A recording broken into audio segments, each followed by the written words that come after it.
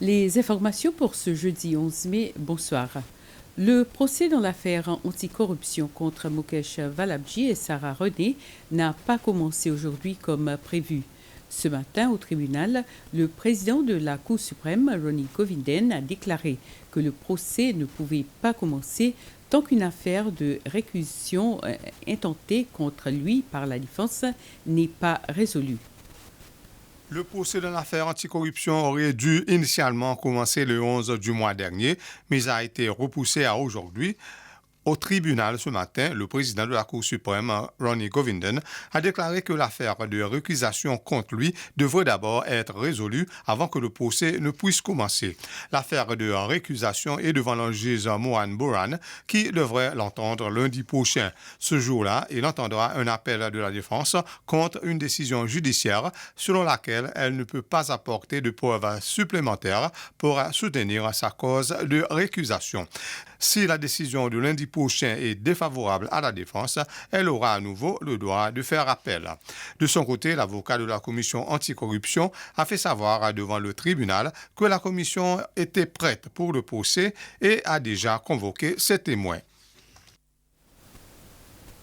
L'homme d'affaires de 48 ans ainsi que l'homme de 23 ans que la poursuite judiciaire a décrit comme son bras droit resteront en garde à vue jusqu'à lundi prochain le matin.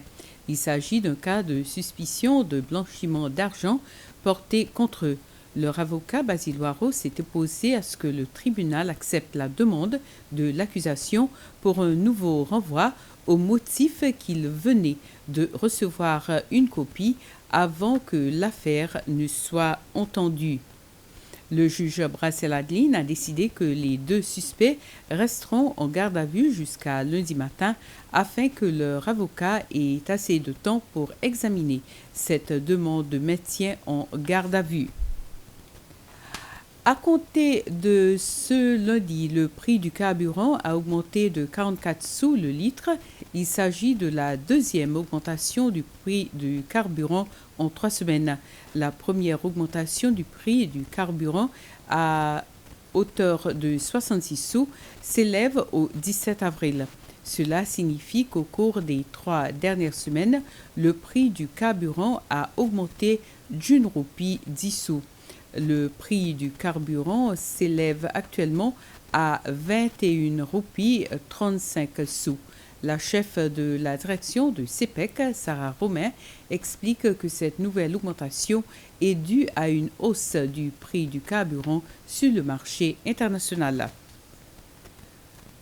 Pour marquer la journée internationale des infirmières demain, la ministre de la Santé, Peggy Vidot, a dans un message félicité la direction des soins infirmiers et les infirmières elles-mêmes pour les efforts extraordinaires qu'ils consacrent à la formation et au perfectionnement professionnel continu des soins infirmiers.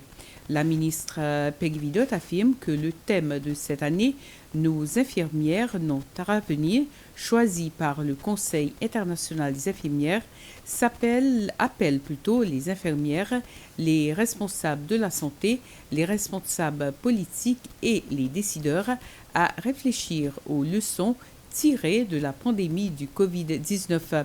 Elle a aussi salué les efforts de la direction des soins infirmiers pour revigorer les valeurs fondamentales de cette noble profession. Le président de la République, Wavel Ramkalawan, qui dirige actuellement une délégation de haut niveau à Abu Dhabi, a conclu une série de discussions pour 2 projets de développement national, à savoir l'aéroport et le port des Seychelles. Communiqué de presse du ministre des Affaires étrangères, pour la prochaine étape, une équipe technique composée à la fois d'Abu Dhabi et des Seychelles effectuera les travaux de planification finaux, après quoi la proposition complète des concepts d'aéroport sera présentée au Conseil des ministres pour approbation. Pour le développement du port, une équipe technique d'Abu Dhabi Port effectuera une visite de travail aux Seychelles avant la fin du mois de mai 2023 pour un audit complet du port qui comprendra les éléments d'infrastructure, de navigation et de commerce. Cette communiqué de presse ajoute qu'à partir de là, la voie à suivre sera décidée. À l'issue des échanges, le président Rom Kalawan a exprimé sa totale satisfaction aux deux rencontres tenues et a exprimé sa sincère gratitude au président des Émirats arabes unis, son Altesse Cheikh Mohammed Ben Zayed Al Nahyan. Et c'est pour la collaboration et son intérêt personnel pour, je cite, le développement de nos deux installations principales qui nous relient au monde. Fin des citations.